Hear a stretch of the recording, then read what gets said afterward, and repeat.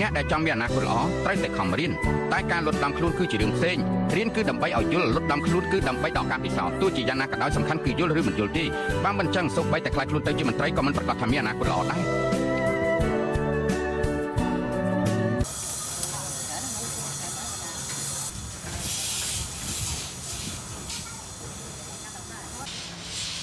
អូយហេតុតែស្លេកខាងសំណង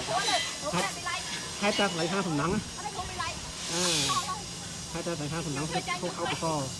កដាច់ចិត្តទៅផ្ទះវិញចូលជាលក្ខណៈផ្សេងនឹងដាក់ពីក្រោយដល់មុខទៅខុសពីខុសចូលយើងដាក់ពីលេជអមនេះបាច់ស្វែងយ៉ាងនេះគឺមកលេជក៏មកតែស្វែងយ៉ាងទៀត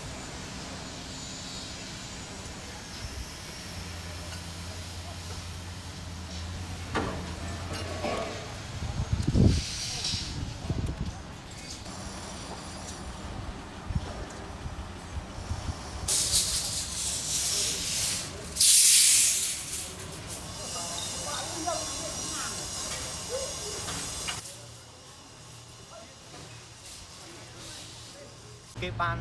ប្រើប្រាស់គឺ64ត្រង់ហើយសម្រាប់ដៃវិញគេប្រើ18នេះ